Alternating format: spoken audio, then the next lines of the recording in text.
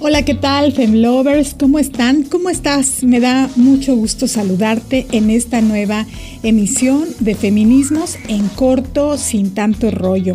Hoy que es miércoles 29 de junio del 2022 y estamos transmitiendo a través de la señal de Maya FM en el 103.5 desde Cancún, Quintana Roo.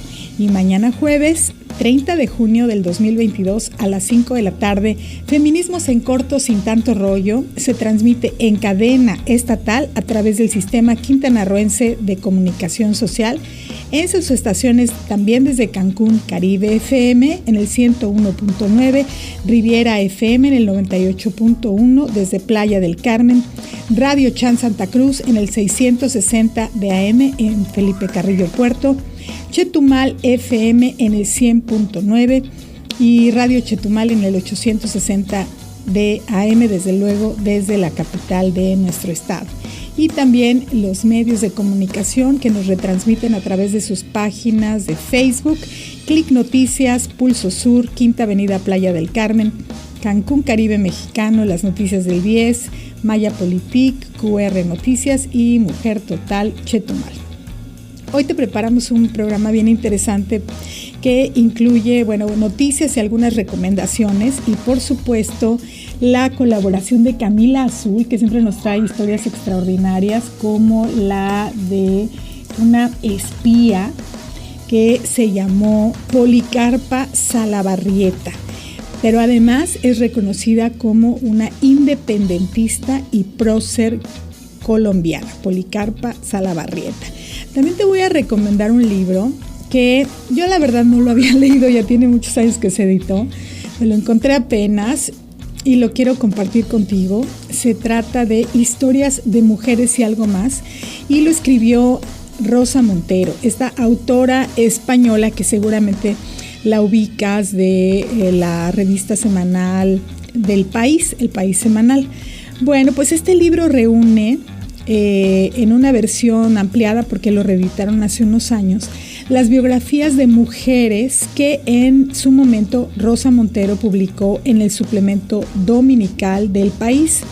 Bueno, y también te traigo un video y un audio de Rosa Montero leyendo un fragmento y también una entrevista que le hicieron en el diario El País hablando sobre su biblioteca. Y en la sección central vamos a conversar con el magistrado numerario Pedro Pablo Álvarez Vega. Él nos va a platicar de también un tema esencial que tiene que ver con los avances en la perspectiva de género en el Poder Judicial. Esto es Feminismos en Corto, sin tanto rollo. Comenzamos. Ahora vamos a escuchar a Camila Azul con esta historia de Policarpa Salabarrieta, una heroína colombiana de la independencia, una historia apasionante.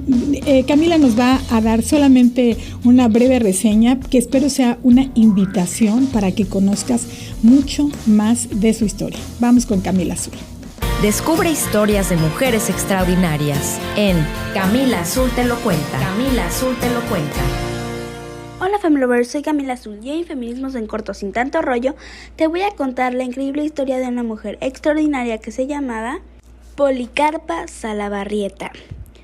Había una vez en Bogotá una costurera que también era espía. Su verdadero nombre era un secreto, pero la gente la conocía como Policarpa Salabarrieta. Cuando era niña, su abuela le enseñó a coser. En ese entonces ni siquiera se imaginaba que algún día su destreza con la costura ayudaría a armar una revolución en su país. En esa época, Colombia era gobernada por la lejana corona española. Muchas personas llamadas realistas estaban orgullosas de tener un rey español. Otros eran revolucionarios como Policarpa y querían que Colombia fuera un país libre. Los realistas siempre estaban atentos a distribuir las identidades de los revolucionarios, por lo que Policarpa tenía que cambiarse el nombre con frecuencia para evitar que la capturaran. Policarpa trabajaba como costurera en las casas de familias realistas. y mientras surcía la ropa de las damas escuchaba información sobre los planes realistas que después les pasaba a sus amigos revolucionarios. Un día, un mensajero que llevaba información que le había dado Policarpa fue capturado y su identidad secreta fue revelada. La arrestaron y le dijeron que solo le perdonarían la vida si les daba los nombres de sus amigos revolucionarios. Policarpa los miró fijamente a los ojos y les dijo: «Soy mujer y joven, no pueden intimidarme». Policarpa sigue inspirando a hombres y a mujeres de Colombia y de todo el mundo para luchar por la libertad y la justicia sin miedo. Esta historia fue tomada del libro de cuentos de Buenas noches para niñas rebeldes de Elena Favilli y Francesca Cavallo. Muchas gracias, Femlovers. Soy Camila Azul y hasta la próxima. Hola, amigas. Soy Rosa Montero y voy a leer un fragmentito de mi libro Historias de Mujeres. Aquí. Y el fragmento es el siguiente. Lo más asombroso es comprobar que siempre ha habido mujeres capaces de sobreponerse a las más penosas circunstancias. Mujeres creadoras, guerreras, aventureras, políticas, científicas, que han tenido la habilidad y el coraje de escaparse, quién sabe cómo, de destinos tan estrechos como una tumba. Y fueron, sin lugar a dudas, muchísimas más que las que hoy conocemos y recordamos. Bueno, y ahora te quiero recomendar un libro que estoy leyendo en estos momentos y bueno, era una gran ausencia en mis lecturas porque tiene ya muchos años que se editó, hace más de 20 años. Este libro se llama Historias de Mujeres y algo más y su autora es Rosa Montero. Bueno, este es un libro que Rosa Montero, una autora española, escritora, yo la conocía sobre todo por sus columnas en El País semanal, la leía cada 8 días. Y entonces estas historias de mujeres las escribió y las publicó primero allí y después las reunió en un libro. Son 16 mujeres, historias de 16 mujeres, entre las que destacan Simone de Beauvoir, las hermanas Bronte o Agatha Christie. También está Frida Kahlo. Seguramente has escuchado o ya conoces un poco más de la historia de Frida Kahlo, pero estoy segura que hay muchas de las historias que cuenta aquí Rosa Montero, muchas anécdotas que no habías oído de Frida Kahlo. Y Rosa Montero ha dicho de este libro que hay una historia que no está en la historia y que solo se puede rescatar aguzando el oído y escuchando el susurro de las mujeres.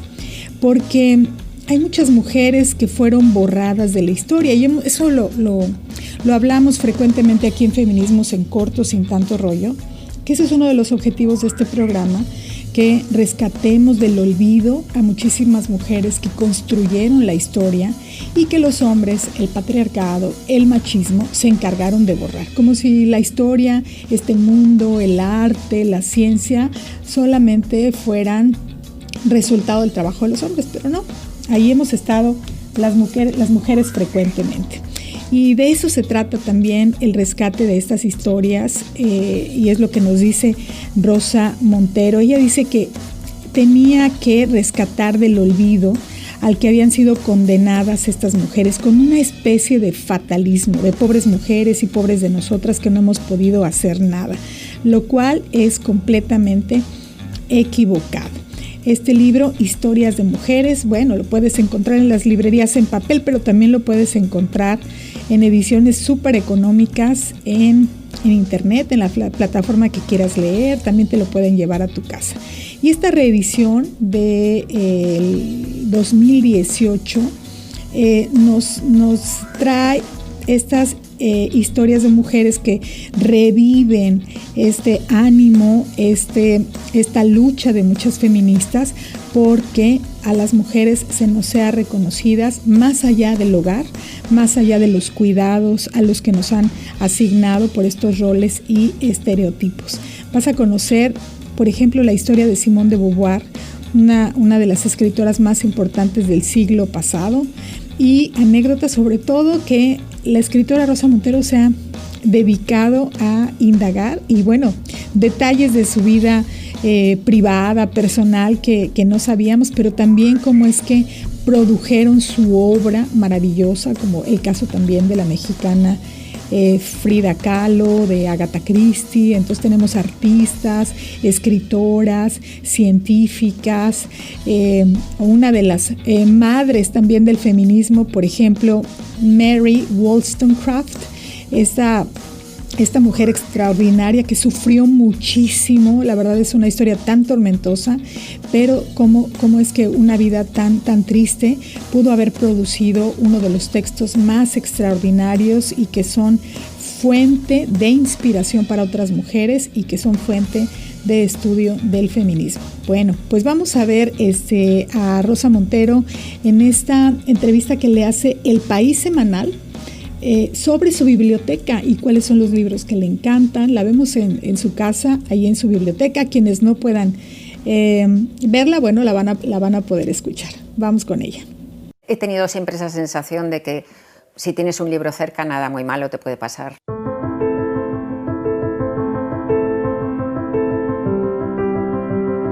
Si tuviera que describir mi biblioteca en una novela o en un artículo donde fuere, pues yo diría que es un caos. Los libros los tengo en todas partes y ahora que ya rebosan y rebasan, están por encima de las mesas, por encima de los brazos de los sillones, tapando la mesilla, apilados en el suelo, llegan a convertirse en un virus. Mi biblioteca es una especie de totum revolutum. Sí. Para mí los libros son compañeros de vida y son amigos, a veces enemigos también, ¿no? Pero además no les tengo en ese sentido ningún respeto, un respeto así como bibliográfico, les tengo cariño, les tengo entrañamiento y a los libros les hago cosas terribles en ese sentido porque están con los picos todos doblados, están todos anotados con tinta, ni siquiera con lápiz.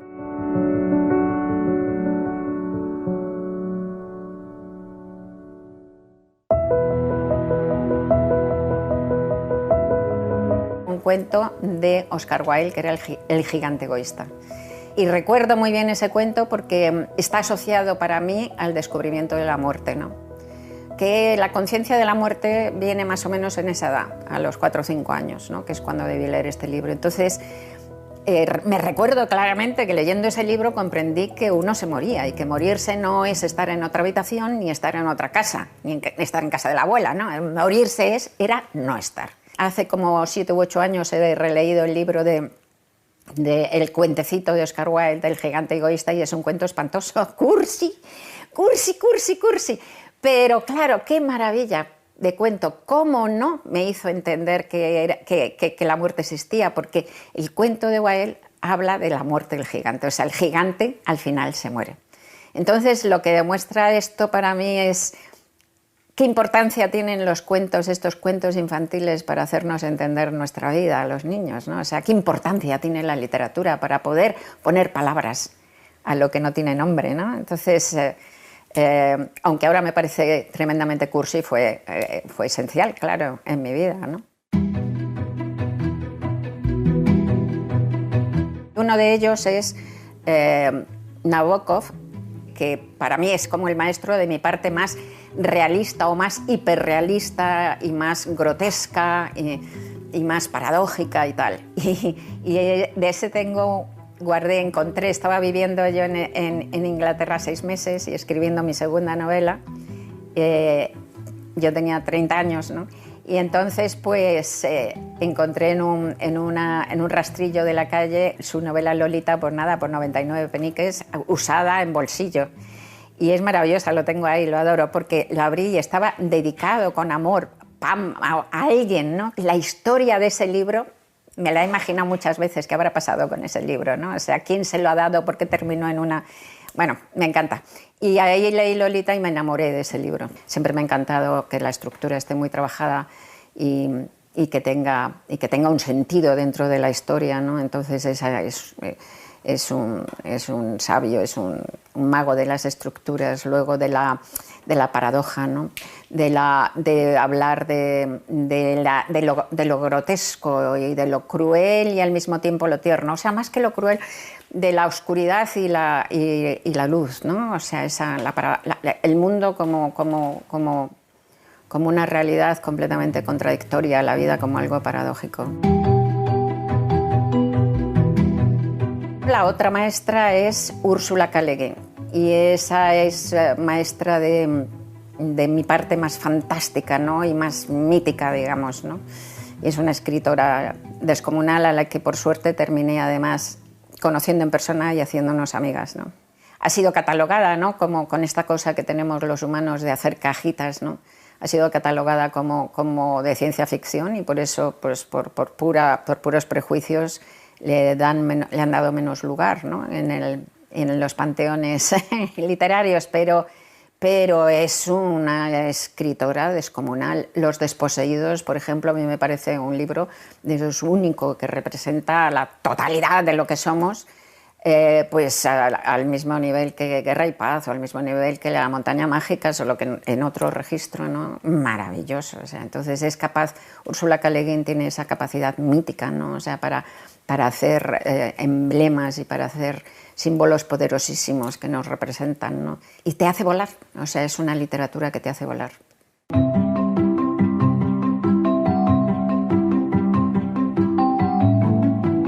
Wakefield es uno de los cuentos que más me gustan de la historia, o quizá el que más me gusta de la historia de la literatura. Wakefield no es un cuento muy largo, es de Nathaniel Hawthorne, y es el cuento de un tipo que sale un día de su casa para un viaje de trabajo de 2 días y no vuelve más. Bueno, hasta ahí todo muy normal, ¿no? Pasa mucho. pero lo que pasa es que este hombre, Wakefield, se va, lo que hace es irse enfrente de su casa, alquilarse un piso enfrente prácticamente de su casa y permanecer allí, pues no me acuerdo ya cuántos años, pero a lo mejor 12 años, observando su ausencia, viendo cómo su mujer llora, se viste de luto, cómo los amigos vienen a consolarla, viendo su ausencia. Y al cabo de los 12 años, pues sale del piso alquilado, cierra la puerta, vuelve a su casa y retoma su vida feliz con su mujer.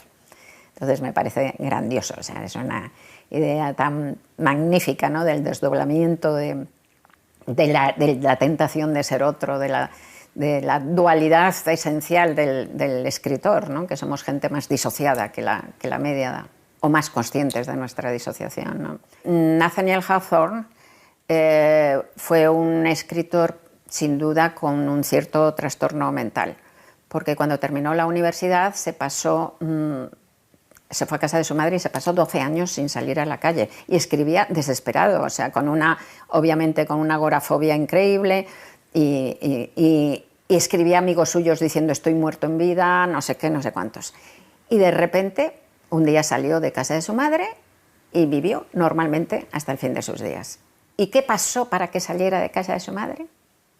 Pues que publicó su primer libro de cuentos, entre los que estaba Wakefield, pero que publicó por primera vez. Entonces yo lo cuento en El peligro de estar cuerda, porque creo que publicar ficción nos une a la realidad, tiene un componente salvador.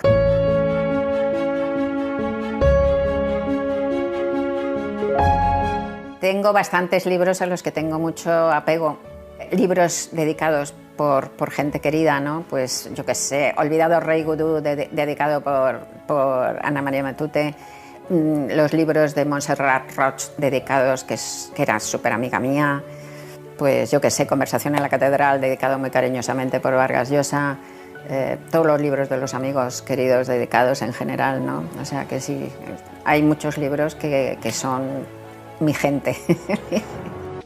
Las voces expertas que hay que escuchar en La Entrevista. Ya estamos aquí en Feminismos en Corto, sin tanto rollo, y hoy vamos a conversar con el magistrado supernumerario Pedro Pablo Álvarez Vega. ¿Cómo está, magistrado? Muy bien, gracias. Gusto saludarle. Igualmente saludo a todos los radioescuchas y personas que nos pueden ver y leer en redes sociales. Gracias. Muchas gracias, magistrado. Esta entrevista es clave porque el magistrado nos va a platicar sobre los avances en materia de perspectiva de género en el Poder Judicial. Es esencial que avance el Poder Judicial para pues disminuir la violencia, para erradicar la impunidad, para que se juzgue con perspectiva de género. Magistrado, ¿cuál considera que es la situación para tener un contexto? Vamos a partir primero de este contexto. ¿Cuál es su visión, su perspectiva de cuál es esta de la violencia hacia las mujeres, las niñas y las adolescentes en Quintana Roo? Bien, pues es un problema real. Yo creo que esa es la primera idea que se debe de abordar siempre sobre este tema. Es algo que no se puede pintar, no se puede disfrazar, no se puede maquillar, y corresponde a todos, al Estado y a la sociedad, asumir nuestros compromisos de este tipo de problemática. Un tema que también nos debe de ocupar desde la formación en nuestras pequeñas y también ya con los adultos. Es un problema muy complejo, implican muchas aristas, temas económicos, tema de pobreza, tema de migraciones, temas políticos, temas jurídicos, que es en lo que particularmente me especializo o trabajo día a día. Sí, es una problemática multifactorial, ¿no? Forma parte de nuestra cultura la violencia, está normalizada, no es de hoy, tiene muchísimos años y por eso representa pues un reto mayor el poderla erradicar y pues en este caso desde el Poder Judicial tienen una tarea muy importante que tiene que ver precisamente ya cuando la gente logra denunciar, pues entonces tiene que enfrentarse a un sistema de justicia que no necesariamente ya tiene perspectiva de género. En este sentido, magistrado Pedro Pablo Álvarez Vega, ¿cuáles son los avances en el Poder Judicial en materia de la perspectiva de género? Bien, como lo señala, es un problema multifactorial y desde el Poder Judicial es un tema que no es un tema que se ha venido abordando y que los esfuerzos que se han realizado no están agotados, es decir, se tiene que trabajar más. Sin embargo, en relación a lo que se ha hecho, pues particularmente la novedad al interior de los poderes judiciales respecto al país, Quintana Roo creó una unidad especial para el ejercicio de los derechos humanos. Esta unidad, a su vez, ha ido madurando, creciendo, y recientemente se creó un departamento de control y seguimiento dentro de la unidad que se encarga de monitorear todas las medidas y órdenes de protección que las y los deben dictar en todas las materias, jueces civiles, los familiares, los mercantiles y los penales. Esto es con la idea de tener un soporte, es decir, una unidad administrativa que va registrando las medidas por juzgado y en su momento realidades, de tal manera que a través de esta unidad se puede dar seguimiento a los vencimientos. Este es un gran avance, un gran apoyo, sobre todo para los jueces, las juezas, que reciben cantidad de asuntos de muchos, y particularmente también los asuntos de que se han creado salas de lactancia, también como un tema novedoso para pues, favorecer un espacio digno, un espacio sobre todo de tiempo, ya de que las compañeras del tribunal tengan que desplazarse a lugares algo distantes del trabajo, tener un espacio adecuado. También podemos destacar que en el momento de noviembre del año pasado, del 2021, se creó un protocolo para aceptar con perspectiva de género de consumo interno, es decir, un protocolo del Poder Judicial. Sí. Es un protocolo nacional, el Poder Judicial es un necesario, importante, con un protocolo del Poder Judicial adecuado a el contexto del Estado. Le voy a pedir que se aleje un poquito a lo mejor de la computadora porque como que el sonido va y viene, de repente sí le vamos a entender porque completamos en automático las palabras. Nuestro cerebro se encarga de eso. Una pregunta antes de continuar. ¿Esta sala de lactancia dónde se encuentra? El proyecto inició en Chetumal, en el Tribunal Superior de Justicia. No tengo así la ubicación exacta, pero No, pero está en Chetumal. así es, el modelo inició. Ah, muy bien. ¿Y tienen planes de ampliarlo a otras ciudades? ¿De poner Sí, otras salas de lactancia en Cancún, en Playa del Carmen? así es, en su momento se tiene proyectado extender este beneficio, esta forma de apoyar. Pues es sí, claro, un reconocimiento porque las mujeres hemos venido desempeñando trabajos, venimos trabajando, además estamos al cuidado de las hijas, los hijos, de la familia y hemos tenido que hacer malabares, lo seguimos haciendo. Qué bueno que tengan este avance. Y otra pregunta, magistrado, con relación al protocolo. Por ejemplo, la Suprema Corte de Justicia también elaboró un protocolo hace algunos años y después se dio a la tarea de preguntarles a los jueces si usaban el protocolo, les servía, le entendían, qué les parecía. Y los resultados fueron, a mí me parecieron bastante sorprendentes porque un gran porcentaje de las y los jueces no lo estaban utilizando. Entonces, esto lo reconoce la institución, edita de nuevo, actualiza el protocolo. ¿Ustedes tienen alguna idea de si las y los jueces lo están utilizando? Porque se emiten estos protocolos, son importantísimos. Incluso la Comisión Nacional de la CONAVIM para erradicar la violencia, este organismo internacional lo recomienda, la alerta de género, o sea, está en varios documentos, este organismo nacional y otros internacionales, que los sistemas de justicia tienen que empezar a elaborar protocolos, pero luego pues no se usan, o sea, hay de nuevo una resistencia en este caso. ¿Ustedes qué han percibido de las y los jueces en el caso de Quintana Roo? Bien, el tema de juzgar con perspectiva de género efectivamente es un ejercicio muy interesante. No solo usar el protocolo, sino tener la visión. El protocolo es una herramienta metodológica que nos va marcando las pautas, los pasos que se deben seguir se juzga con perspectiva de género. Esa es la parte que algunas compañeros, no solo en Quintana Roo, a nivel nacional, no se han familiarizado con la tecnología. Ello no impide que no estén juzgando la de género. Te cuento rapidito una anécdota. Yo, en un momento, cuando fui secretario de Estudio Puerto, hace aproximadamente 14 años, en el juzgado penal de Cozumel, todavía no existían esos conceptos, ideas de juzgar con género.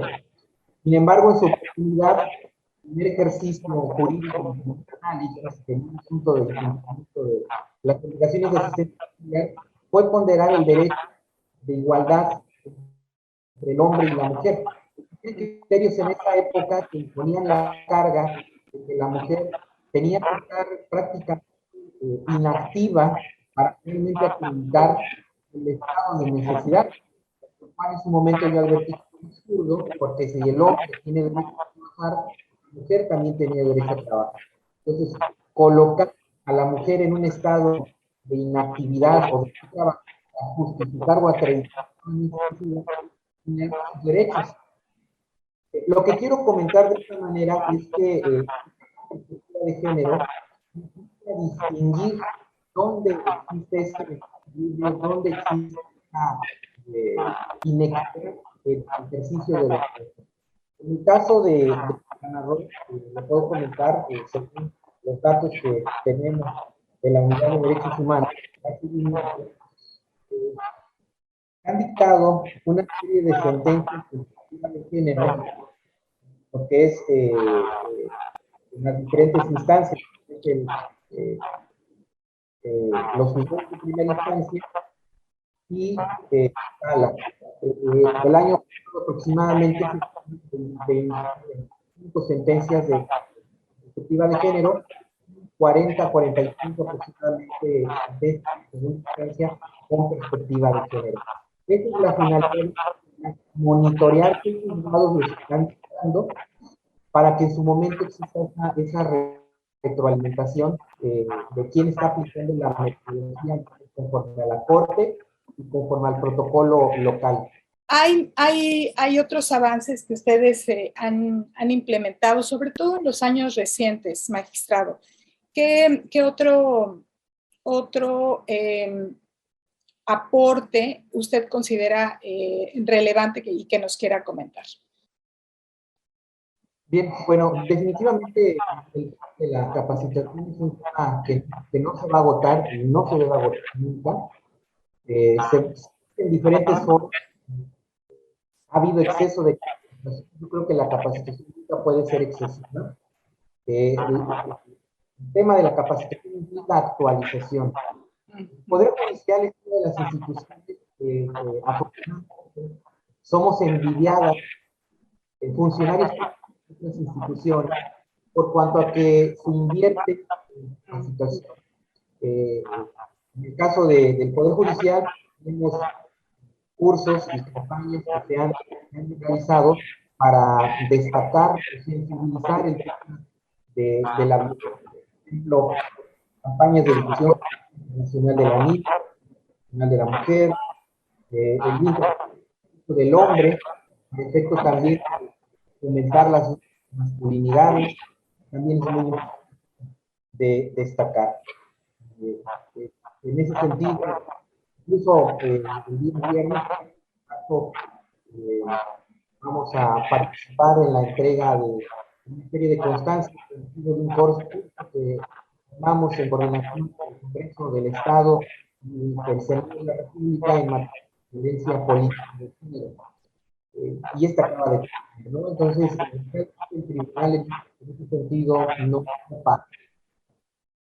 Allí nos vamos a ver, magistrado, porque yo también lo cursé. Vamos a compartir la ceremonia de graduación, que la verdad estuvo súper bueno. Trajeron sobre todo maestras, doctoras. A mí me parece que la calidad, el conocimiento está por encima de la media, si es que hubiera una media.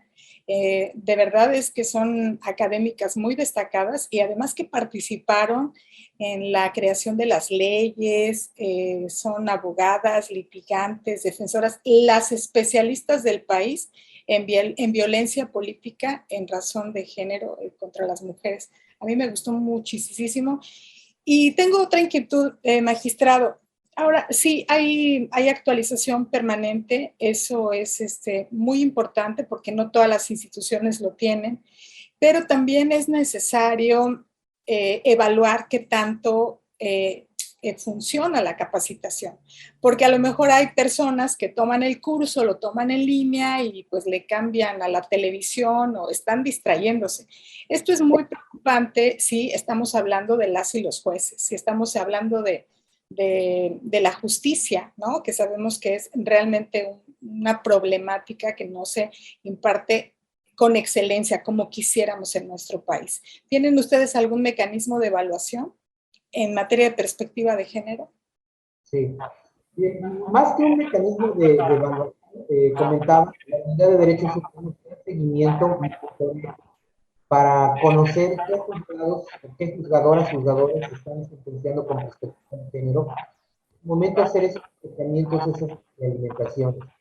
Definitivamente, el mejor mecanismo de revisión está en la ley, que es el recurso de apelación.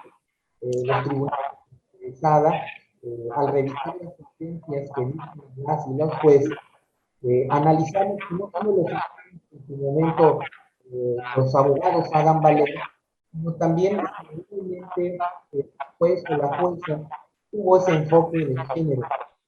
Y no lo tuvo en el tribunal de donde hace estas situaciones a efecto de que los jueces se vayan adecuando y las jueces se vayan adecuando a los criterios que de pronto la sala tiene. Y esa es una de las funciones importantes del tribunal de una sala, es decir, a los criterios orientadores para efectos de que los juzgados de primera instancia se vayan ajustando gradualmente. ¿Y cuál es la meta? Más o menos en qué periodo de tiempo consideran que tendrán al 100% incorporada la perspectiva de género. Bien, más que manejar un porcentaje, el ideal que en todos los asuntos que se presente la situación, merite jugar con. Entonces, tenemos asuntos que por su naturaleza, por ejemplo, un asunto de violación, evidentemente si la víctima tiene que juzgar con perspectiva de género. Pero de pronto tenemos otros asuntos, como un proceso mercantil o un proceso civil, donde en apariencia no va a haber o no va a existir un tema de perspectiva de género. El reto es realmente detectar en aquellos asuntos que no representarían un perspectiva de género. Es realmente saber detectar en aquellos asuntos donde en apariencia no sobresale el tema de las diferencias, de las inequidades. Repito, hay asuntos que están muy marcados, donde es 100% obligatorio, 100% claro, yo creo que es la idea, el detectar y juzgar con perspectiva de género. Sí, hay algunos muy claros, otros no tanto, pero vivimos en el patriarcado, vivimos en un mundo de desigualdades. Seguramente hay indicios de desigualdades y, por supuesto, no solamente las y los jueces, sino en general, todas las personas en todas las profesiones tenemos que ir estudiando, ir avanzando, irnos observando para poder detectar dónde están estas desigualdades, dónde hay desventajas, porque pues siempre las hay, siempre las hay. Ese es el sistema en el que vivimos. Muy bien, magistrado, ¿qué retos, de nuevo en esta perspectiva de género, considera que están en puerta y cuáles son los planes a corto o mediano plazo para el Poder Judicial? Bueno, definitivamente es un reto social, la integración de todos los actores que podamos tener intervención de perspectiva de género. ¿A qué me refiero? La sociedad tiene que ir asumiendo gradualmente lo ha hecho, pero existe un sector de la población que está desconociendo. Es decir, los sectores preparados académicamente, los sectores empresariales, las universidades, de alguna manera no entendieron la necesidad y la importancia. El tema es bajarlo a la sociedad, el tema es bajarlo al pueblo. En el poder judicial, el tema de las instituciones, pues cerrar aún más los enlaces, coordinaciones con el resto de las instituciones. De pronto, determinaciones que un juzgado o un juzgadora puede tomar, ordenar alguna directriz y de pronto en alguna institución no se comprende la importancia o la necesidad, hablando por ejemplo de las medidas de protección. Y el juez dicta o la jueza dicta una medida de protección, el por qué es importante los de seguridad pública de la vigilancia sobre estos temas y no temas de pronto de falta de recursos materiales humanos, se tiene que hacer. Y el tema sobre todo de la prevención, porque estamos muy concentrados, participado en muchas reuniones, estamos muy concentrados en lo que es la realidad, los asuntos que ya están ocurriendo, pero nos está faltando también atender aquello que todavía está en proceso de maduración, es decir, aquellas parejas o aquellos compañeros o compañeras en las escuelas, desde los niveles básicos, empiezan con la agresión, empiezan a normalizar, ¿no? Ese es un concepto muy importante que tenemos que erradicar, que de pronto ya no nos escandalizamos. Entonces, el reto sería ese, ¿no? Y por parte del Poder Judicial, pues seguir armonizando los esfuerzos con nuestros protocolos, con el protocolo interno del Poder Judicial y con el protocolo de la Corte. Dice bien el tema de la prevención y yo tengo una opinión al respecto de las masculinidades, las nuevas o las diferentes. y es que desde las políticas públicas, también desde la academia, se aborda sobre todo la consecuencia y se aborda a las víctimas, pero no están destinándose los recursos, el tiempo y lo necesario para que los hombres, que son los principales agresores, se transformen. Nos mencionó también algo sobre masculinidades. ¿Qué opina usted sobre esto que le digo, magistrado? Y si en el Poder Judicial están trabajando en masculinidades. Ya nos dijo, pero quisiera que lo ampliara, por favor. Sí, mire, efectivamente, el tema de la masculinidad es un tema que también no podemos dejar de lado, ¿no? De pronto hay discursos que tienden monopolizar el tema de género, solo las mujeres autoritarias, moral, ética y jurídica. Pronto nos olvidamos que también tenemos que jalar el tema de la masculinidad, porque efectivamente, el hombre estadísticamente el generador de violencia por diferentes razones, pero al final de cuentas es el generador de violencia. Comentaba, el Estado en general, el país en general, tenemos desarrollo políticas, digamos, de alguna manera reaccionarias. Estamos a los problemas que se están dando, pero realmente no se está trabajando en de la concientización, que el hombre sepa que el daño que está produciendo, la afectación que está produciendo, incluso los daños colaterales cuando existen menores de edad o cuando existen otras víctimas alrededor de la mujer. Y esto pues realmente tiene impactos, no parezca, impactos sociales y económicos, porque de pronto la mujer pues busca su seguridad y busca su paz. Pues sí, la paz. Yo creo que la paz también es un anhelo de todas, de todos, de todes, de la sociedad. Vivir en paz, vivir en armonía. Sin tanta violencia tendríamos más desarrollo económico, más desarrollo social. Creceríamos como país, como comunidades. Muy bien. Pues, ¿algo más que quiera agregar, magistrado Pedro Pablo Álvarez? Bien, pues solo aprovechar la oportunidad para que todas y todos integrantes de esta sociedad, pues asumamos el compromiso de tener una visión de género. En el caso de los educadores, pues tenemos la obligación de juzgar, pero en el caso del resto de la sociedad, de tener una perspectiva de género. En el trabajo, en la oficina, en la calle, en la escuela, dentro de la misma familia, superar estos vínculos como cabezas de familia, por ejemplo, educar a nuestros hijos de que tienen las oportunidades, favorecer las mismas expectativas, tanto los hijos como los hijos. Y en el plan, repito, educarlo en el resto de la sociedad. La sociedad que tiene academia, que tiene acceso a la tecnología, que tiene acceso a la educación, de alguna manera ha premiado, pero nos falta el grueso de la población que comprenda la perspectiva de género para quedarse. No es una política a adquirir, sino que es una forma de vida. Yo así lo resumiría, es una forma que debemos adoptar.